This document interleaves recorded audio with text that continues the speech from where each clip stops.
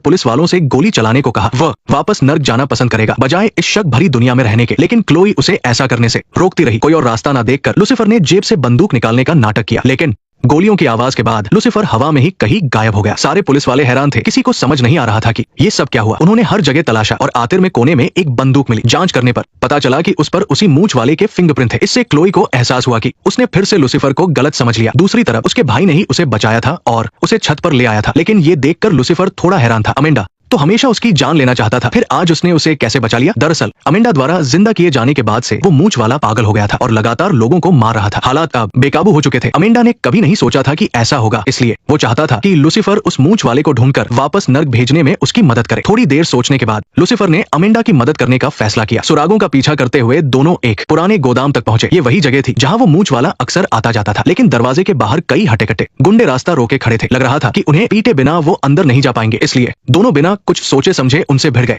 उन सभी को ठिकाने लगाने के बाद दोनों गोदाम की तलाशी लेने अंदर गए, लेकिन जैसे ही अमेंडा अंदर घुसा, अंधेरे में छिपे उस मूंछ वाले ने उस पर हमला कर दिया। गनीमत रही कि लूसीफर सही समय पर वहां पहुंच गया। हालात बिगड़ते देख मूंछ वाला वहां से दुम दबाकर भागने लगा। लूसीफर उसका पीछा करना चाहता था, लेकिन अमेंडा को बुरी तरह घायल जमीन पर पड़ा देख उसने अपने भाई की देखभाल करने का फैसला किया। लेकिन उसे एक शैतानी खंजर से मारा गया था और लूसीफर के पास इसका कोई इलाज नहीं था। अच्छी बात यह रही कि तभी शैतान मेज वहां आ गई। उसे पता था कि ऐसे जख्मों का इलाज कैसे करना है। इसके बाद लूसीफर ने फिर से उसका पीछा करने का फैसला किया, लेकिन भागते समय मूंछ वाले सामना वहां पहुंची क्लोई से हो गया। उसने देखते ही उस पर गोलियां चला दी। मूंछ वाला अपना पर्स वापस लेना चाहता था, लेकिन गोलियों के बौछार के आगे उसे भागना ही पड़ा। पर बाद में उसने क्लोई की बेटी को अगवा कर लिया और उसे छोड़ने के बदले फिरौती की मांग की। शर्त ये थी कि क्लोई को पैसे देने अकेले आना होगा, वरना वो उसकी बेटी को मार देगा। ये सुनते ही क्लोई तुरंत पैसे लेकर वहां पहुंच गई। मूंछ वाले ने भी अपनी बात रखते हुए बेटी को छोड़ दिया।